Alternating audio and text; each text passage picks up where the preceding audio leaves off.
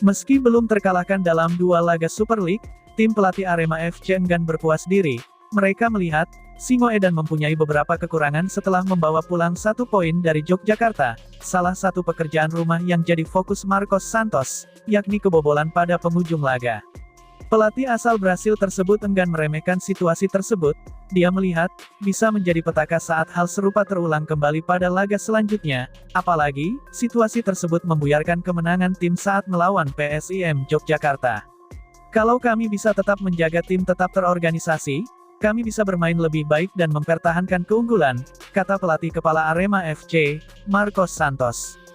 Baginya, sepak bola bukan tentang mampu unggul di babak pertama atau kedua, tapi, bagaimana berusaha mempertahankan margin gol untuk menang.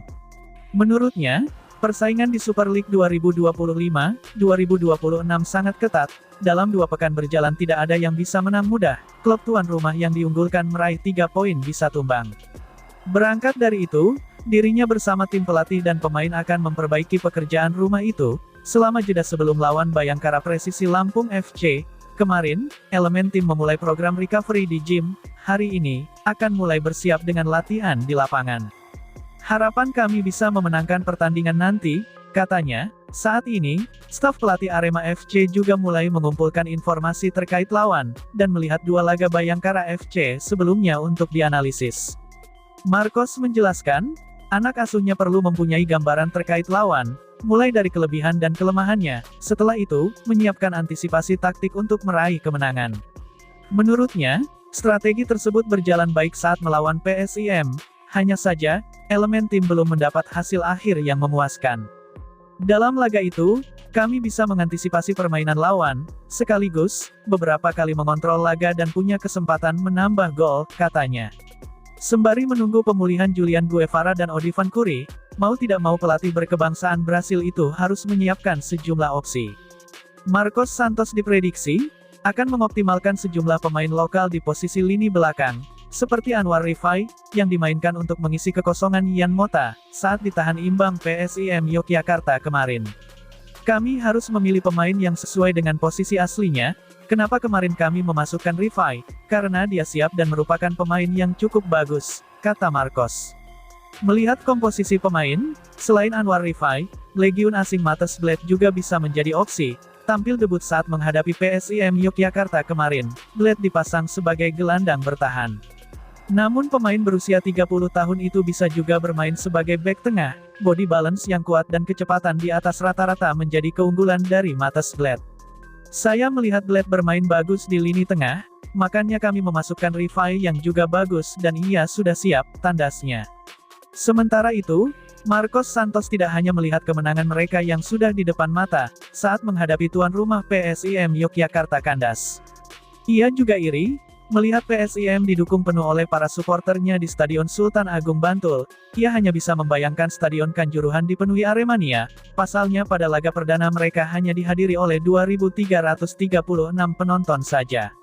Laga awal perdana Arema FC di Stadion Sultan Agung menjadi pengalaman tersendiri bagi Marcos. Pasalnya ia merinding melihat Stadion Sultan Agung dipenuhi Brajamusti. Tidak hanya mengganggu mental pemain-pemainnya, ia juga iri dengan totalitas para supporter PSIM ini. Saya melihat bagaimana PSIM didukung penuh supporter di Sultan Agung, tapi saya hanya bermimpi bagaimana kalau Stadion Kanjuruhan penuh dengan Aremania. Tentunya, kami ingin merasakan dukungan seperti itu agar pemain semakin bersemangat, karena kami tidak mendapatkan itu kemarin di Stadion Kanjuruhan, terangnya pada Senin tanggal 18 Agustus tahun 2025.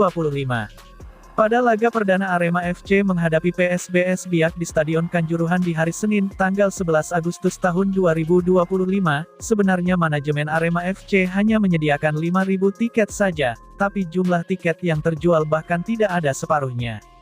Marcos berpendapat, kalau pada 2 laga perdana di Super League 2025-2026, mereka berhasil meraih 4 poin dan menampilkan permainan yang baik. Oleh karena itu, ia berharap Aremania mau datang langsung ke Stadion Kanjuruhan, saat menjamu Bayangkara FC pada Jumat tanggal 22 Agustus tahun 2025. Saya percaya bahwa para pemain bisa mendapat energi tambahan dari tribun. Itu terbukti kemarin saat melawan PSIM. Mereka terus mendapatkan dukungan tanpa henti, hingga akhirnya berhasil menyamakan kedudukan, jelasnya. Lebih lanjut, Marcos kembali meyakinkan kalau dukungan Aremania adalah hal yang paling ditunggu anak-anak asuhannya. Menurutnya, Bayangkara FC adalah tim yang kuat, tapi ia yakin melawan mereka akan lebih mudah kalau ribuan Aremania datang mendukung. Dukungan dari Aremania pasti membuat kami lebih kuat di lapangan. Para pemain sudah bekerja keras setiap hari, mereka berhak mendapatkan itu, pungkasnya. Di sisi lain, anggaran belanja Arema untuk Super League 2025-2026 lebih besar dari musim lalu. Hal itu disampaikan General Manager Arema, Yusrinal Fitriandi. Pihaknya sudah menyusun rencana anggaran belanja selama semusim, tanpa menyebut detail nominalnya. Pria yang akrab disapa Yusrinal itu memastikan, RAB Arema musim ini sedikit lebih banyak dari sebelumnya. Direksi Arema menerapkan skema subsidi silang di pos-pos pengeluaran tertentu, artinya, ada skala prioritas yang digunakan untuk menjaga neraca keuangan klub tetap stabil. Memang, musim ini kita kembali berkandang di Stadion Kanjuruhan yang mungkin, bikin pengeluaran berkurang daripada 2 musim terakhir ketika kami main di luar Malang, tapi kami musim ini mendatangkan banyak pemain, khususnya asing, jadi dari awal kita sudah menganggarkan sedikit lebih banyak dari musim kemarin, kata Inal. Inal memastikan, untuk memenuhi anggaran belanja tersebut, Arema masih mengandalkan sponsorship, yang sementara ini baru ada Balai Bay BTN dan PT Tapin Coal Terminal, namun, pihaknya juga berupaya menggali sumber pemasukan lainnya. Presentase kenaikan anggaran enggak sampai 50%, tapi ya kita harus bekerja keras banget untuk itu, kata ex-manajer bisnis dan marketing Arema itu. Selain dari sponsor, sumber pemasukan kita ya di tiket laga kandang, merchandise resmi, lalu mungkin beberapa kolaborasi juga. Dulu kami punya divisi event, kalau sekarang ada unit bisnis khusus, yang masuk ke Panpelan, jelasnya. Meski menaikkan anggaran belanja musim ini, Inal membantah Arema jor-joran di Super League 2025-2026, direksi Arema menilai kenaikan tersebut masih dalam jangkauan pihak klub. Kita enggak jor-joran seperti klub lain, kita tetap berhitung meskipun mendatangkan 11 pemain asing, tegas manajer asli Bogor tersebut.